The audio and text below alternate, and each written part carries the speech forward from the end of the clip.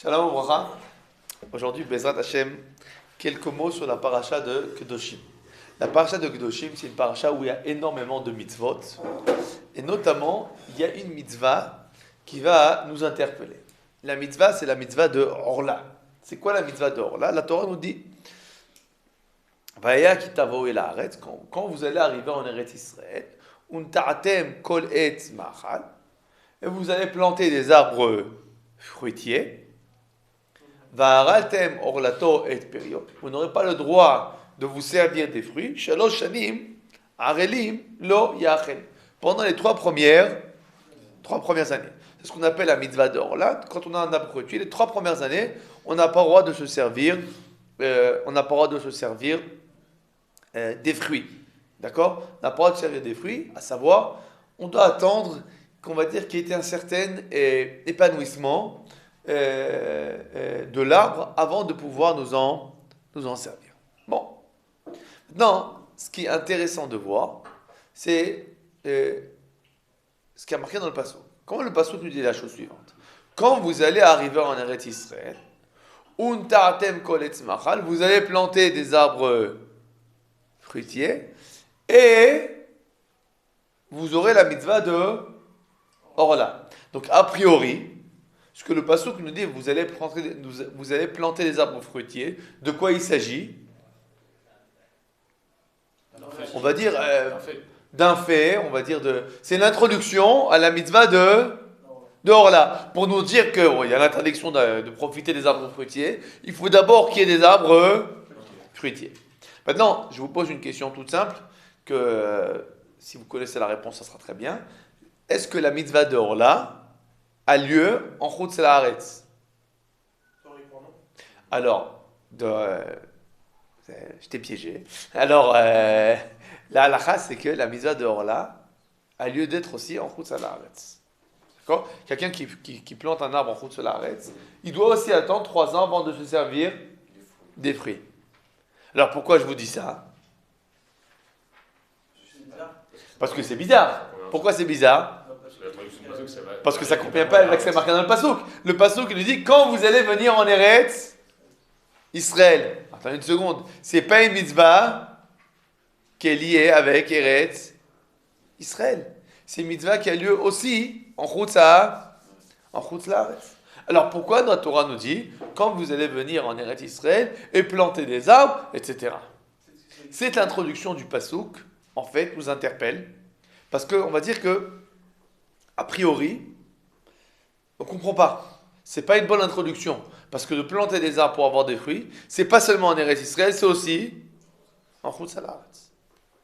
Alors nous avons devant nous un midrash extraordinaire qui va répondre et qui va nous expliquer la profondeur de ces psukim. Mishat batuchot chochma. Ma'u tuchot. Alors le pasuk nous dit qui c'est qui a donné au tuchot la chokhma, l'intelligence. Alors, ma'u tuchot, c'est quoi tuchot? Réponse, tavia. Tavia, c'est le coq, la poule. Omi Natan l'a servi bina. Adat arnegolta, il s'agit donc de la poule. Amar Rabbi Levi. Be'arvayat safrin et arnegolta schravia. Donc, dans les pays arabes, on appelle la poule servie. Dans tous les cas, Adat arnegolta, voici que la poule, kad efrochea ad kikin, imekan shaleon viavat leon techot agafaya, umeshachana leon umadrana kodmeon. Quand les petits poussins, on va dire ils sont petits, donc quand il s'agit de poussins, elle les prend sous ses ailes et elle les accompagne dans chacun de leurs pas. Vekad inun rabia. Maintenant, quand ils grandissent, s'il y a un poussin qui se rapproche d'elle, alors elle lui donne un coup de bec dans son crâne. Et elle lui dit, va travailler tout seul. Donc en fait, quand on a un jeune poussin, la poule, elle est mère poule. D'accord? C'est une mère poule. Mais à partir du moment où le poussin est grandi, elle lui donne un coup de pied. Et elle lui dit, débrouille-toi. Car, כשהיו ישראל במדבר 40 שנה, היה המן יורד והבאר עולה להן, והסלב מסרו להן. Pendant 40 ans du désert, donc les enfants d'Israël, ils ont reçu la manne, ils ont reçu l'eau, ils avaient de la viande, etc. Vanane kavod makifinotan, ils étaient entourés d'anane kavod. Vamudanan masi alifnem, ils avaient un waze, c'était donc la nuée, c'est extraordinaire. Kevan shenichnesu Israël haaretz, à partir du moment où les bénis Israël sont entrés en Eretz Israël, Amar lahem Moshe, kol echad ve'echad mikem it'on makushe, que chacun d'entre vous prenne son non, makushe c'est pas le marteau, c'est le Salfo. non, C'est pas salfo, c'est une bêche. la bêche. V'ipok v'intzov lenetzivin, et il va faire il va creuser pour pouvoir planter des arbres. Ada udirtiv kitavo ila haaretz unta'atem. Qu'est-ce qui est marqué dans le pasuk? Quand vous arrivez en Eretz Israël, vous allez planter. Voilà, c'est là le midrash. Alors, avant d'expliquer le midrash, quelle est la question du midrash? Quelle était la question du midrash? C'est la question qu'on a posée maintenant, non? A priori, quel rapport entre Eretz Israël et planter des arbres? Et la réponse du midrash, c'est quoi? Comment le midrash il comprend le pasuk? Ils sont arrivés à un fla où il devrait être indépendant. Vous devez planter. Ça veut dire que quand la Torah nous dit vous allez en Eretz Israël, vous allez planter, elle ne vient pas nous décrire ce qui va se passer. Vous allez en Eretz Israël, vous allez planter des arbres, et évidemment, il y aura la question de Orla. Non! Ce qui est marqué dans le pasuk, c'est vous arrivez en Israël, vous devrez planter. C'est-à-dire que, contrairement à quoi? Si on pense que c'est d'un coup, donc c'est. Contrairement à quoi? Contrairement à quand? Dans le désert. Contrairement dans le désert. Dans le désert, vous n'avez pas planté. Alors, si quelqu'un il a planté dans le désert, il doit faire la mitzvah de Orla? Oui. Seulement, qu'est-ce qui s'est passé dans le désert véritablement? Ils n'ont pas planté. C'est impossible. Ils n'ont pas planté. Pourquoi c'est pas possible? C'est dans le désert et il bougeait en plus. Ils bougeaient, mais ils bougeaient des fois, ils restaient pendant 1 an et 2 ans dans un même endroit.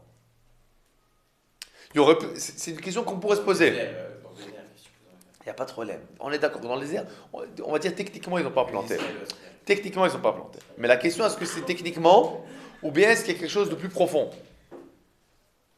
Et nos sages, ils nous disent en fait, non, il y a quelque chose de beaucoup plus profond là.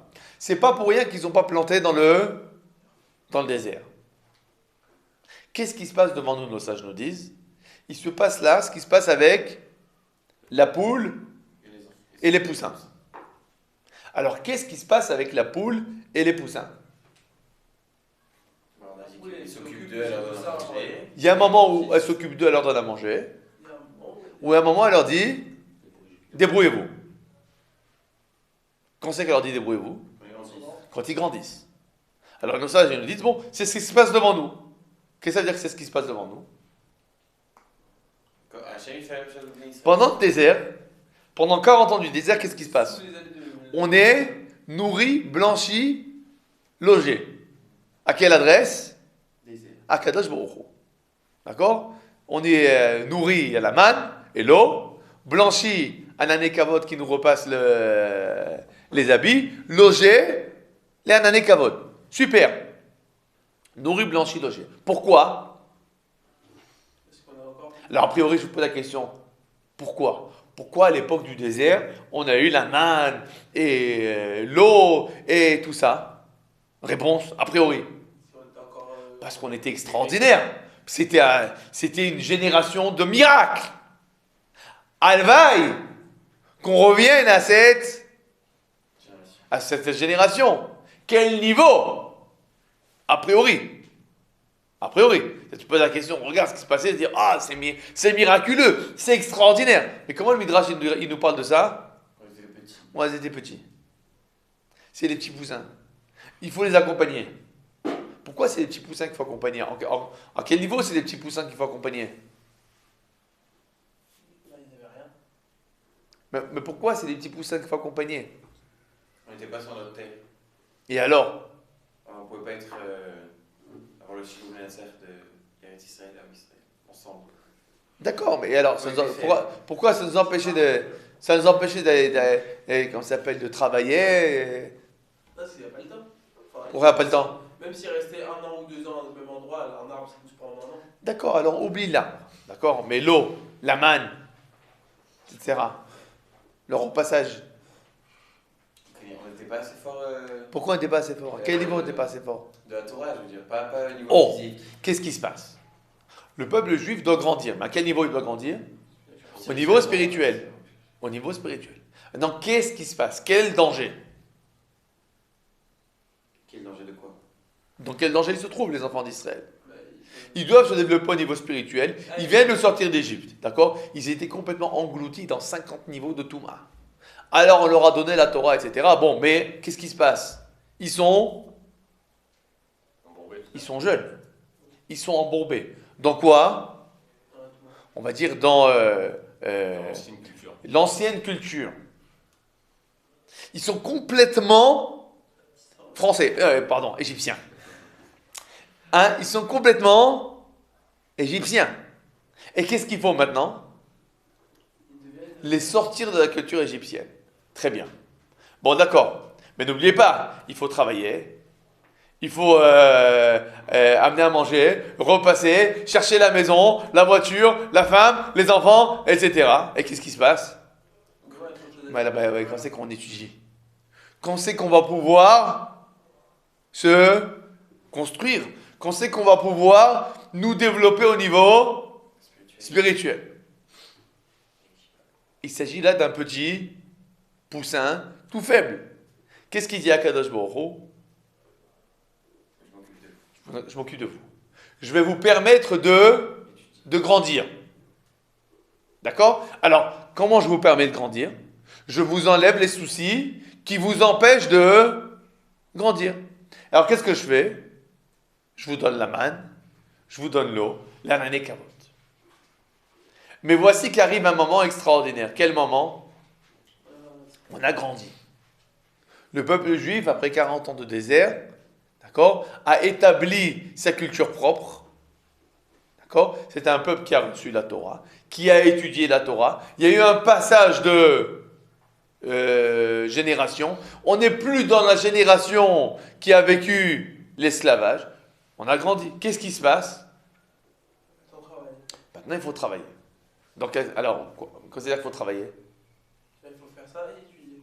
Ça veut dire que quoi? On est grand. On est grand, Spirituellement. on doit travailler.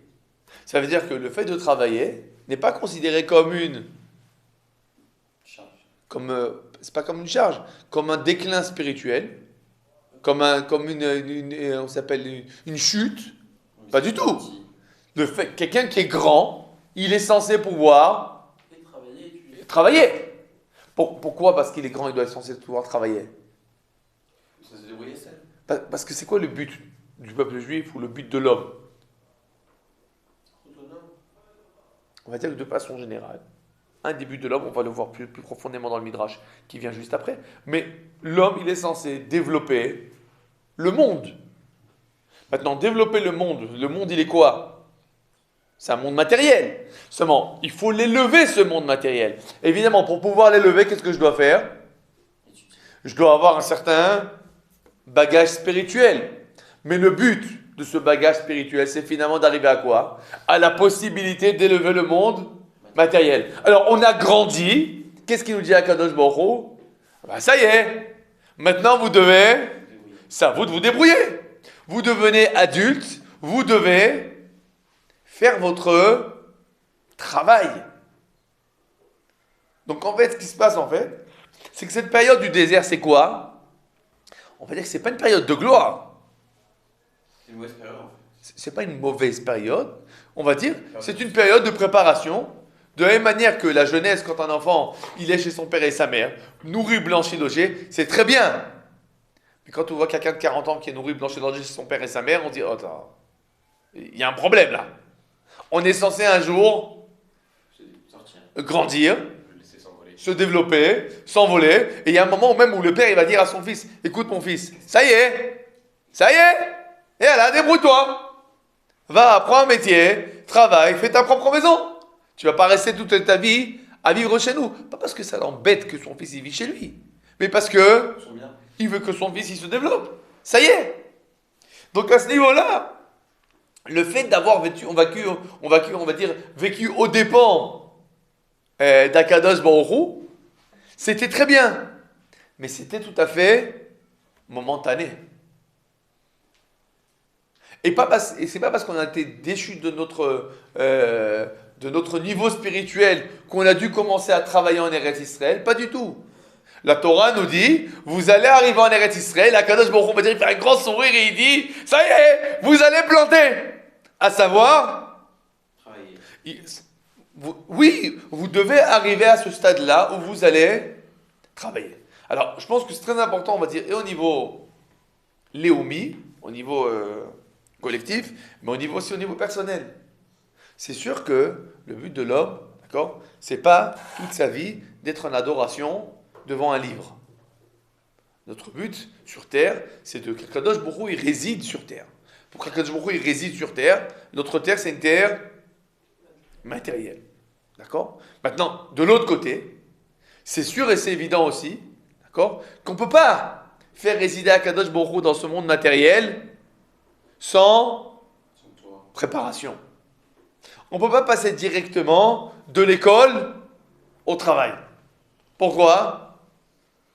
Parce que quand c'était le temps de grandir, il y a cette période-là où finalement on a besoin, on va dire, d'oublier de tout ce qui se passe autour pour pouvoir nous forger notre propre culture, notre propre bagage qui va nous permettre finalement, quand on va travailler, de travailler de façon juste, de ne pas être esclave du travail, mais de se servir du travail comme un outil tout à fait primordial pour accomplir notre rôle sur Terre. On ne va pas devenir esclave de l'argent, on va se servir de l'argent qu'on va gagner. Maintenant, pour ça, ça a justement besoin on va dire, de cette période de désert. À ce niveau-là, un peu, on va dire, la yeshiva, c'est une sorte de... c'est vraiment ça, non ? C'est le désert. Bon, t'es nourri, blanchi, logé. Bon, une période de la vie ne fait que étudier. Il y a un moment où on va te dire, ça y est, maintenant tu as grandi, va développer le monde. Alors, comment tu vas développer le monde ? Alors, celui-là, il va être enseignant. Celui-là, il va être... comment ça s'appelle ? Il va être... comme on a dit avec Betzalel. Il va être architecte. Mais tout, dans quelle optique ? Bon, comment faire résider Akadosh Baruch Hu dans mon architecture, dans mon ingénierat, dans mon enseignement, dans ma maçonnerie, etc. Alors, il y a besoin de cette période de désert, pas parce que c'est un idéal, mais c'est parce que on en a véritablement besoin. Toute notre vie, évidemment, on va continuer à étudier, etc. Mais comment on va continuer à étudier ? On va dire dans cette optique de j'étudie et je développe le monde. C'est ce qui est marqué dans le passouk. Vous allez arriver en Eretz Israël. En Chutz La'aretz aussi, il y a la mitzvah d'or là. Oui, mais ce que la Torah nous parle là, nous dit en fait, vous allez arriver en Eretz Israël. J'attends de vous que quand vous allez arriver en Eretz Israël, c'est terminé. On va dire entre guillemets la crèche du désert. C'est terminé la Keitana là, donc le camp de vacances. Vous allez devoir retrousser vos manches. Alors, c'est la première partie du Midrash. Maintenant, le Midrash nous raconte une histoire extraordinaire qui va nous aider à plus comprendre de ce qu'on a parlé jusqu'à présent. Le Midrash raconte la chose suivante.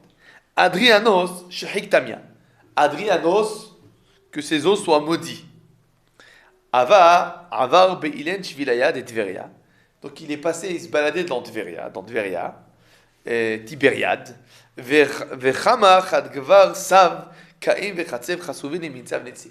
Et il a vu un vieillard qui était en train de creuser pour planter un arbre. Amar le Saba, ikarast la chasarta. Okay? Alors il lui dit, mais qu'est-ce que tu es en train de faire? T'as rien à faire. Tu vas rien gagner de ça. Amar le kritzad vechashichat. Umadead ele mareshmaya avid. Oh, alors, ne t'inquiète pas pour moi. Moi, je fais mon travail. Et ce que Dieu décidera, c'est pour le bien. Amar le bechayecha saba bakama shnin at yomaden. Alors Adrianos dit à ce vieillard, mais dis-moi, mais quel âge tu as? Amarle bar me'ashnin, que 100 ans. Amarle ve'ad bar me'ashnin ve'kain ve'kratzev kratzu ve'nemitzav netzivin. Dis-moi, à 100 ans, t'as rien d'autre à trouver que de planter des arbres. Savar de'at achil minon. Est-ce que tu crois vraiment que tu vas pouvoir manger des fruits de ces arbres? Amarle in zachit achalit. Si je le mérite, oui, j'en mangerai. Ve'im lav, et si je n'ai pas le mérite, keshem shiagul yavatai, kachani agalevanai. De la même manière que mes ancêtres ont planté pour moi, je plante pour mes enfants. Amarle, alors Adrianus lui répond, bechayecha, im zachit achol minoon teve modali. Je t'en supplie, si jamais un jour tu arrives à manger des fruits de ces arbres, viens me raconter. Les sof yomin avdin teenaya. Alors véritablement, les années sont passées, les années de Orla sont passées, et il y a eu là des figues qui ont poussé de ces arbres. Amar Natan Oda le Malka. Elle a dit bon, il faut que j'aille prévenir le roi. Il m'a demandé de lui prévenir si j'ai des fruits. Maravit, qu'est-ce qu'il a fait? Malakartala Teenin. Il a rempli un sac de figues. Vesalek vekamle altera palatin. Il est venu à la porte du palais. Amrin le maïskar. Alors il y a les gardes, on dit mais qu'est-ce que tu fais ici? Amarlon alon kodam malka. J'aimerais voir le roi. Kevan deal amar le maïskar. Alors il monte, il rentre dans le trône, dans la salle du trône, et le roi lui dit c'est qui toi? Et il lui répond Amar le anasaba davat alai vana chatzib chatzivin le mitzal etziv. Tu te rappelles, il y a de ça quelques années, j'étais en train de planter des arbres. Et tu m'as dit que si jamais j'ai récupéré les fruits, que je te les amène. Voici, j'ai réussi. Alors, la fin de l'histoire, elle se termine comme ça, on ne va pas tout lire, mais la fin de l'histoire, c'est qu'Adrianus qui sort la couvert d'or et d'argent. La couvert d'or et d'argent. Le voisin, il a entendu qu'on a couvert d'or et d'argent son voisin parce qu'il a amené des figues. Il a aussi amené des figues. Et on lui a dit à lui, tes figues, garde-les pour toi. Bon, c'est ça l'histoire que le Midrash nous raconte. Véritablement, on doit comprendre, c'est quoi cette histoire? Pourquoi le Midrash nous raconte cette histoire? Pourquoi Adrien, d'accord, est-il étonné, on va dire, va couvrir d'or et d'argent ce vieillard qui lui a amené des figues? A priori, il aurait dû même s'énerver.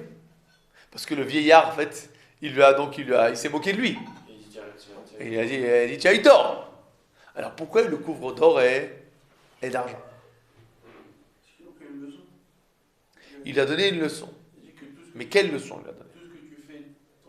On va dire, qu'est-ce qu'il y a eu de spécial? On va dire, où est la différence entre la vision de Adrien et la vision de ce vieillard? Où c'est que ça a buté? Adrien, il pense que tout ce qu'il fait, c'est pour lui. Pour lui. Donc c'est-à-dire que si je les entends et que c'est pas sûr que je vive encore, ça sert à rien de planter un arbre parce que de toute façon je ne vais jamais le prendre. Donc pour Adrien, tu le dis de façon très pertinente, tout le monde c'est quoi? Le monde entier il est pour qui? Pour moi. En fait, le monde entier, avec toutes ses beautés, tout ce qu'il y a dans le monde, ça n'a finalement aucune importance, si ce n'est permettre à moi d'assouvir mes tentations et mes besoins au jour d'aujourd'hui. Donc planter un arbre, ça n'a strictement aucun sens, aucun but, si je n'ai pas espoir de pouvoir manger des fruits de cet arbre. Maintenant, ça c'est qui voit les choses comme ça? Adrien. Et il voit un vieillard juif avec une grande barbe, des péotes, etc., en train de planter un arbre. Et qu'est-ce qu'il se dit? Mais pourquoi il plante un arbre? a priori, il ne va pas en profiter. Et alors? Qu'est-ce qu'il attend du juif en fait? Qu'est-ce qu'il s'est dit sur ce juif? Il voulait savoir c'est quoi sa pensée. Il est fou d'un côté. Mais pourquoi ça l'étonne, ce juif? Il a entendu parler du peuple juif. Pourquoi ça l'étonne aussi? Il est altruiste. Parce qu'il est altruiste, il n'est pas forcément altruiste. Non, il s'est dit, attends, peut-être le mec il a raison en fait. Qu'est-ce qui se passe? Qu'est-ce qu'il fait? Pourquoi il est étonné? A priori, il est étonné, vous savez pourquoi?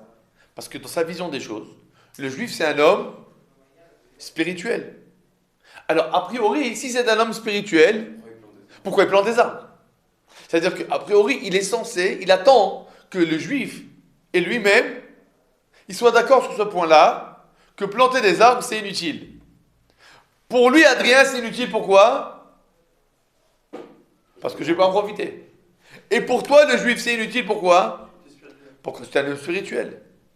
Et voici que ce vieillard juif, il étonne 2 fois. Pourquoi il étonne 2 fois? Parce qu'il est vieux. Il lui dit, il est vieux, et il plante un arbre. Et il dit, mais à quoi ça sert? À quoi ça sert? Et en fait, qu'est-ce qu'il lui répond le juif? Tu as tort. Tu as tort sur quoi? Surtout. Sur tous les points. Sur tous les points. Pourquoi tu as tort sur tous les points? Parce que nous, on n'est pas que spirituel. Il dit, parce que nous, quand on plante un arbre, c'est pas pour que nous en profitions. C'est pas que. C'est pas que pour ça. Nous plantons un arbre parce que nous voyons l'intérêt de quoi? Général. L'intérêt général. À savoir, nous sommes sur Terre pour développer le monde. Nous sommes là pour développer le monde. Ça revient un peu à ce qu'on a dit avant. C'est quand on grandit, quand le juif il grandit, il comprend que le but, c'est de développer le monde. À savoir, si le véritable but de l'homme, c'était que le côté spirituel. D'accord? Alors à ce niveau-là, pourquoi planter un arbre? Si j'ai ce qu'il me faut pour vivre moi, d'accord? Et que, a priori, je ne vais pas profiter de ces fruits. Alors autant que j'étudie une Mishnah. Autant que j'étudie une Gemara. Pourquoi, hein? D'accord? Grandir, ça ne veut pas dire forcément travailler et planter des arbres. Mais comme dans la vision du judaïsme, planter des arbres, c'est quoi? C'est développer le monde. C'est pas rien que le moyen d'avoir la parnassa pour étudier. Vous comprenez? A priori, comment on voit les choses souvent? Il faut le parnassa. Pourquoi il faut la parnassa? Mais comment tu vas étudier sans parnassa? Mais le Midrash, il ne voit pas les choses comme ça. Et il dit, la parnassa, c'est grandir. Ça veut dire que c'est pas, il faut avoir la parnassa pour étudier. Mais a priori, si tu peux débrouiller sans parnassa, alors c'est mieux. Alors c'est pas grandir que d'avoir la parnassa. C'est tu t'es pris une punition. Mais le Midrash ne dit pas comme ça. S'occuper, c'est grandir. Parce qu'en fait, planter un arbre, c'est pas quoi? C'est pas la parnassa. C'est développer le monde. C'est-à-dire que la vision du juif, c'est que le développer le monde, c'est pas pour subvenir à mes besoins. Mais développer le monde en soi-même, c'est un but en soi-même. C'est un but à part entière. Développer le monde. Akadosh Baruch Hu a donné le monde à l'homme pour que l'homme développe le monde. Et donc ce vieillard, qu'est-ce qu'il fait? Il développe le monde. Complètement différent de la manière spirituelle de voir de Adrien. C'est-à-dire que Adrien attendait de voir en fait. Pourquoi Adrien il voyait les choses comme ça? Parce que comment le philosophe il voit le monde? Exactement comme on l'a dit avant. À savoir, le but de l'homme c'est de philosopher, d'avoir la tête dans l'air. Il faut bien manger et se nourrir. Donc Adrien, il est habitué à voir les philosophes. Pour lui, le juif, c'est quoi? C'est un philosophe. Donc le juif, ce vieillard juif qui plante un arbre, ça l'étonne complètement. Et le vieillard juif, il dit, non, nous, on n'est pas des philosophes. On n'est pas venu sur terre que pour réfléchir. Évidemment, on réfléchit. Évidemment, on sert Dieu. Mais on est venu sur terre pour servir Dieu dans le monde matériel que Dieu a créé. Dieu ne nous a pas créé des anges. Dieu nous a créé des hommes. À savoir, le but de l'être humain, c'est de développer ce monde matériel avec l'aide de la spiritualité. C'est une vision complètement différente de la vision du philosophe. Bon. Et Adrien, il est déjà étonné. Mais quand même, ça lui reste la question, il dit, bon, mais tu vas vraiment pas en profiter. Passe quelques années, et notre cher homme vient avec des figues, et il les propose à Adrien. Alors là, Adrien, il le couvre d'or. Pourquoi il le couvre d'or? Il lui a appris la philosophie des filles, quoi. Parce qu'il lui a appris quelque chose de... Qu'est-ce qu'il lui a appris d'extraordinaire? Que ce que tu fais ici, pas forcément pour toi, bah, ça peut revenir. Il lui a dit, tu sais, je vais te dire quelque chose. Même dans ta manière de voir les choses, tu as tort. Alors, quelle est la manière de voir les choses, toi, Adrien? Je dois penser à moi. Et qu'est-ce qu'il lui dit, en fait, le vieillard? Sache-le, quand tu penses aux autres, tu penses aussi à toi.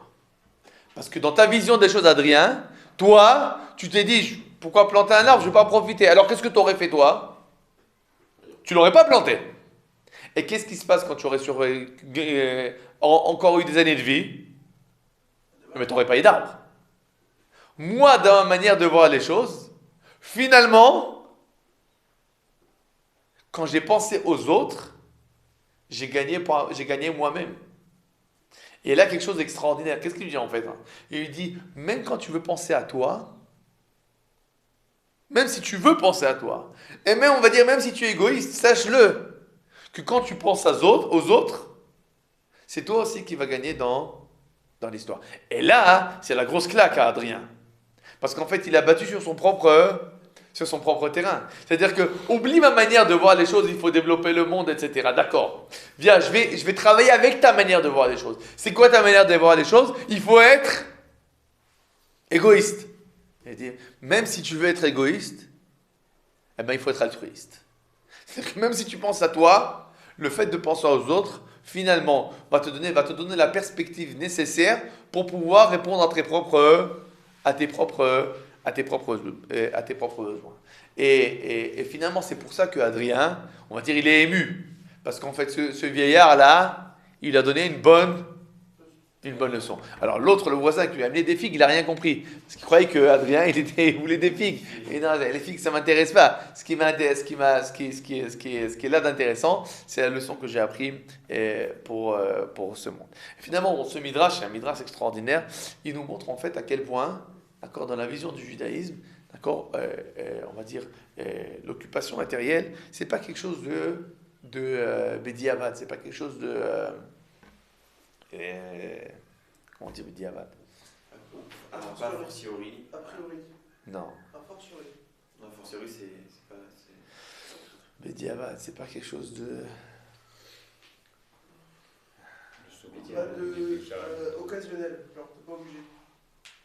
Non. Idéal. Quelque chose qui est idéal. Non, c'est pas quelque chose qui est contraire à l'idéal, on va dire comme ça. C'est pas quelque chose qui est contraire. C'est pas qu'une nécessité. C'est pas que pour répondre à un besoin. C'est véritablement. Rétrospective. Voilà, d'accord. C'est pas quelque chose de rétrospectif. C'est quelque chose qui est un idéal en soi-même. Parce que comme on l'a dit, ça rejoint le midrash qui est écrit dans Bereshit Rabbah, qu'Akadosh Baruch Hu veut résider dans le monde matériel. Et donc finalement, cette résidence dans le monde matériel, c'est le but même du monde. Et c'est pour ça que finalement, la Torah nous dit, vous allez arriver en Eretz Israël, la Kadosh Baruch Hu dit en fait avec un grand sourire, n'oubliez pas de planter des arbres, pas seulement pour permettre la mitzvah de Orla, mais comme un but en soi-même. Baruch Adonai Le'olam, Amen ve Amen.